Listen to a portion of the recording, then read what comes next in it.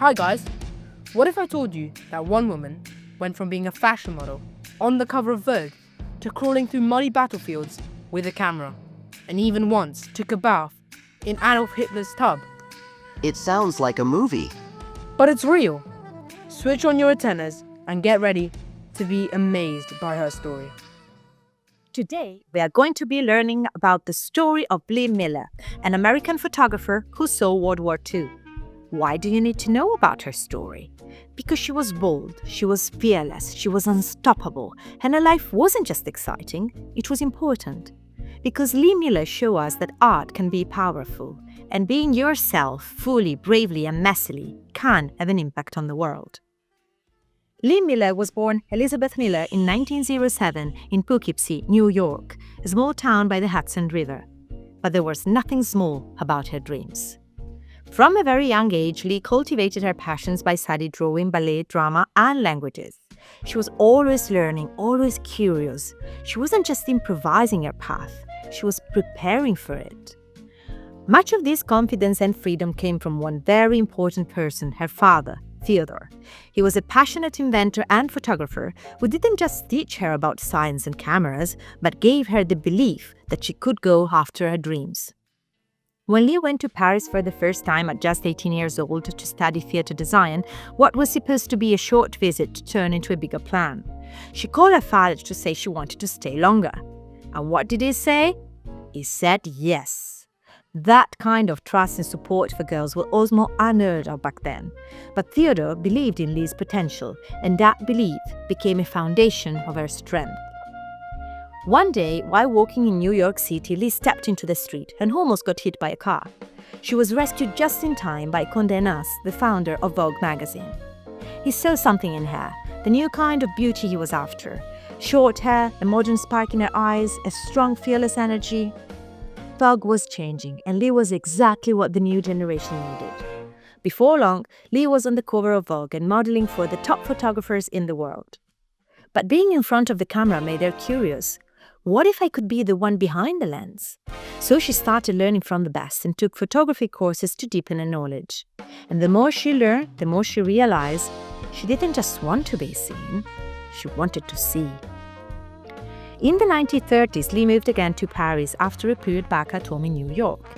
At that time, Paris was the heart of art, fashion, and invention, and that's where she made a bold move that changed her life.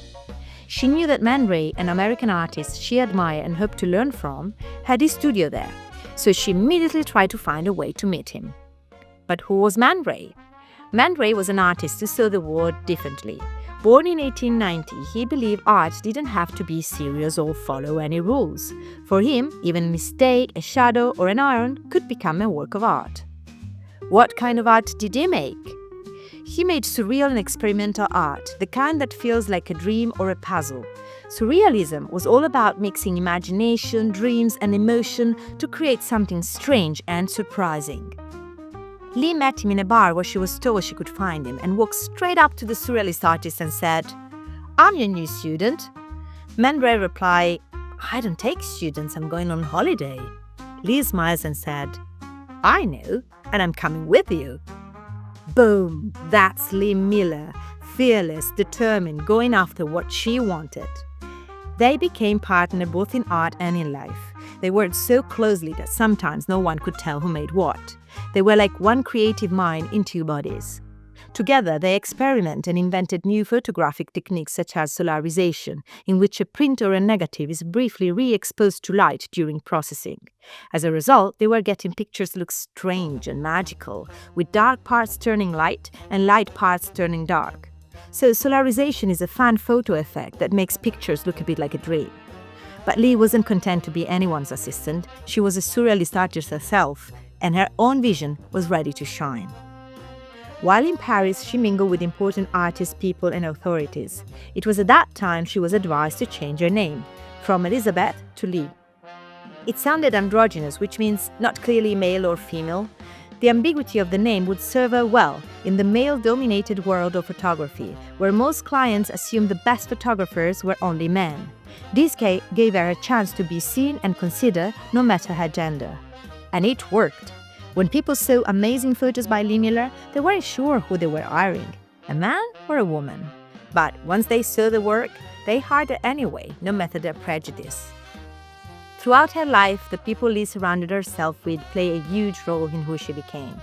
Many saw her as a muse, inspired by her beauty, her spirit, and her fearless approach to life. But Lee wasn't just a muse, she was a creator. She had close transformative relationship with people like the photojournalist David Sherman, the artist and collector Roland Penrose, the painter Pablo Picasso, and the writer and filmmaker Jean Cocteau. Together with these friends and mentors, she explored new ideas, she played with surrealism, and kept chasing the next big leap in art. But even though she was often deeply connected to others, she never settled. She was restless, always moving from a place to another, always learning, always looking for someone who could offer her that something more.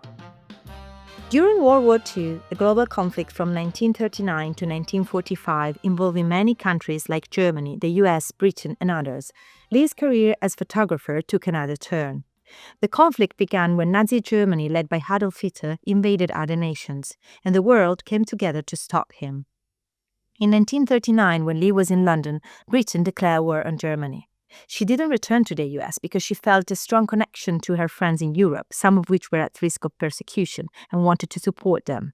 She wanted to use her camera as a weapon to show the truth and document the human cost of conflict. At first, Lee worked for Vogue magazine as a fashion reporter and was asked to document how women's roles were changing during wartime.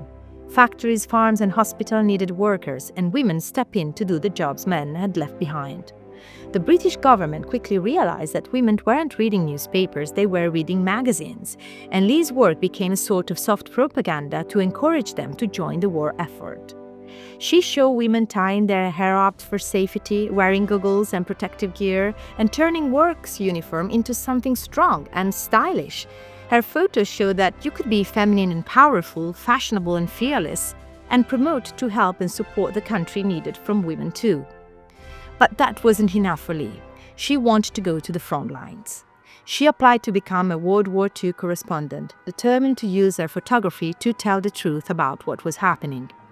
But there was a problem. Britain didn't allow women to go to the front. Did that stop her? Of course not. Lee turned to the American troops, and they said yes. She became one of the first women war photographers to report directly from battle. She wore army boots, carried her camera, and rode alongside tanks and soldiers. She photographed the war, bombed cities, field hospitals. Her images were unforgettable. Buildings and people caught between ruin and resilience, like this opera singer singing an aria amongst the ruin of the Vienna Opera House. At the end of the war, she was sent to Dachau's concentration camp, where she saw horror unlike anything else. The concentration camps were places where millions of people, especially Jewish families, were imprisoned by the Nazi regime, simply because of who they were. They were treated cruelly, forced to work, starved, and killed. Her lens took photos of this place and some of the survivors so that the world could understand what had happened and keep them as a monitor for future generations to always stand for human dignity. And it broke her heart. After that, she heard about a house in Munich that still had water, electricity, coal, very unusual at the time. She rushed over following her instinct. She was right. It was Hitler's apartment. And there, Lee did something unforgettable. She took a bath in his tub, leaving her muddy army boots, dirty from the concentration camp, on the floor next to her. It wasn't about comfort. It was a powerful statement. She wanted to wash off the horrors she had seen, and she wanted to bring the dirt of so many deaths into the place of the man who had caused so much pain. Lee had seen too much, felt too deeply, and she paid a huge emotional price for documenting the horrors that come along a war. After the war, Lee Miller married Roland Penrose, a man she had loved for many years. They moved into a peaceful old farmhouse in East Sussex, England, and soon had a son named Anthony. But Lee had seen terrible things during the war, things that left invisible scars. Today, we would call what she went through post-traumatic stress disorder, which can happen to people who have lived through very painful or frightening experience. Back then, there were no doctors offering help, no names for what she was feeling. Lee tried to push the memories away, sometimes using alcohol to forget. Though she still did some work for a magazine like Vogue, she found it hard to return to fashion after everything she had lived through as a war photojournalist.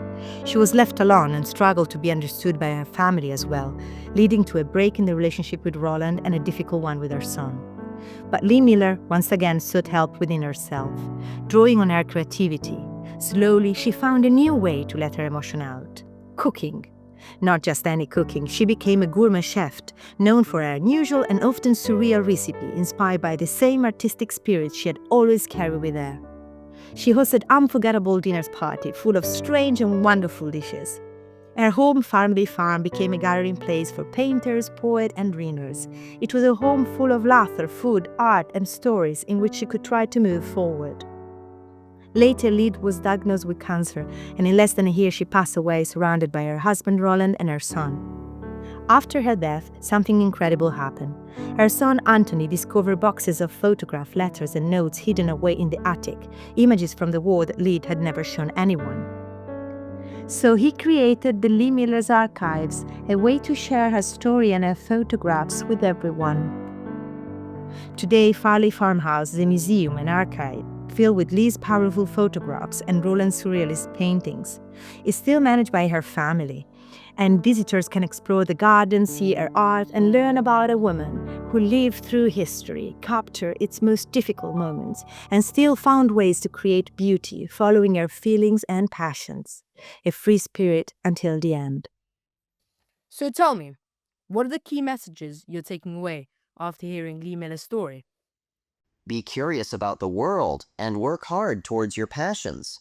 There is not such a thing as dreams too big or too difficult to realize. Just how much desire you have to make them happen.